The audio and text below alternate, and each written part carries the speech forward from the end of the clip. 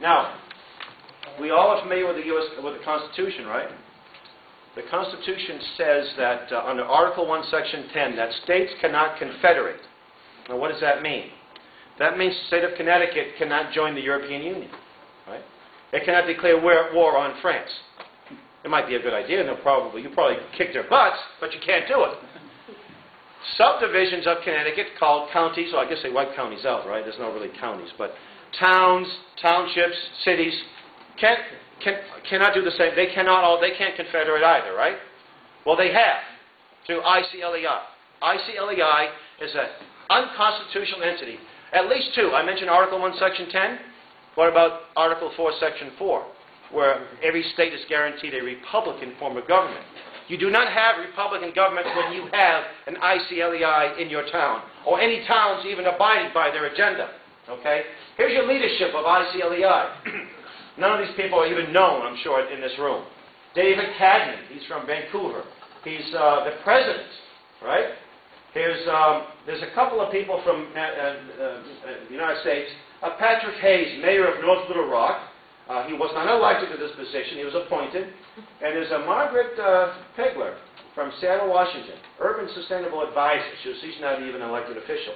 But there's your Burgermeister, folks. If you live in Brantford or Bridgeport or New Haven, that's the man that is the head of ICLEI, Konrad Otto Zimmermann from Germany. We got rid of the Germans in 1945. Well, they're back. They're back with a vengeance.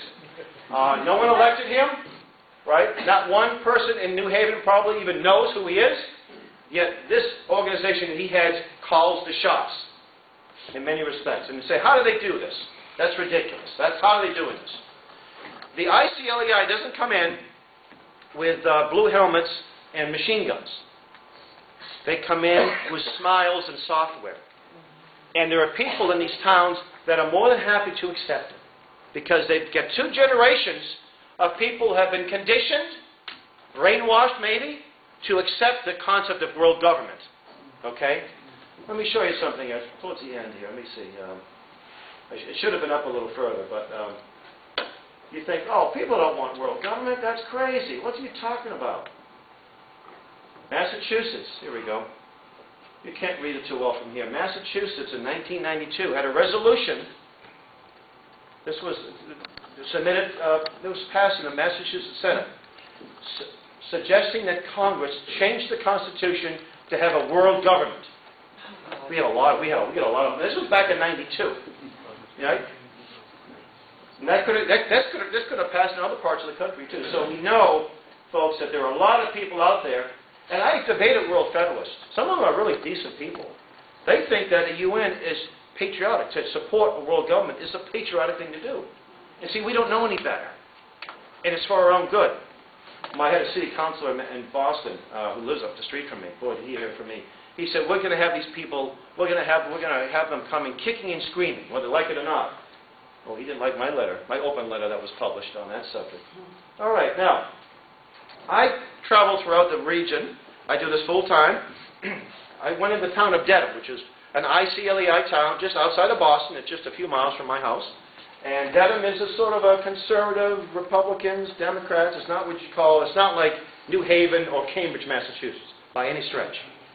I'm looking for evidence of ICLEI. I walk into the town hall, and I see this gigantic check, right? I really had to look hard, right? There it was. It was like this, you know. You come in this room, you think, oh, it must be an Oath Keepers meeting, right? The check was from Massachusetts, the state of Massachusetts. The Massachusetts passed, it was passed by the House and Senate and signed by our governor, who came out of nowhere, just like Obama. He came from Chicago. Next thing you know, he's governor of Massachusetts, Governor Deval Patrick. They passed this thing called green initiatives, green communities. But if you happen to agree to be a green community, you get this money, but here are the guidelines you have to go by, right? Here are the laws, the rules you must adopt. And we'll give you a nice chunk of change, and towns are going broke, like everybody else. They can't print money like the Federal Reserve, right? So what can we do? So they're using taxpayers' money, and they're advocating that you join ICLEI. We're advocating that you join an unconstitutional entity. You know, in a saner day, that would be called something we start with a T, don't we? Yeah. right?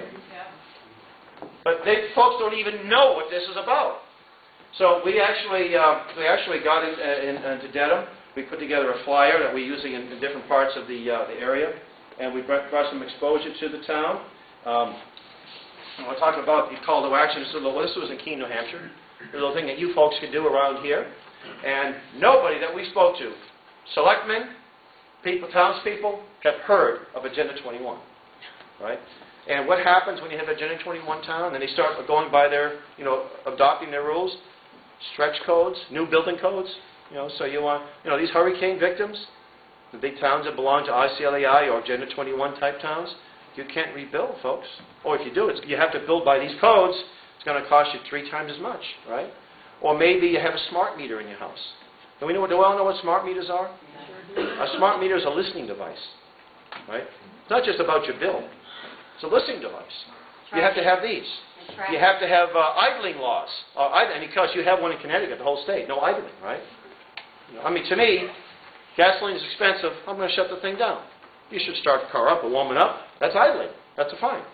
So there are many other things. There are all kinds of land usage issues. They'll come in, and the selectmen or the town managers and the town planners and the land trusts are the ones that are doing this. They'll come into a town. They'll declare certain parts of the area conservation land, restrictive use and what have you. And before you know it, that farm is no longer growing food. Now, my friend I mentioned earlier, he said there was a farm a land trust got for 2 cents on the dollar. And, well, this is great. We're going to be able to keep this thing going. This has been in 5 generations of farming. And the man who owned it, he didn't want to do any more farming. Nobody wanted to buy it. Well, the first thing they did is say, no tractors. Well, how can you farm with no tractors, right? They didn't want to raise food on this. They want to keep it out of circulation, folks, which makes it worse. These big fires out in the northwest part of the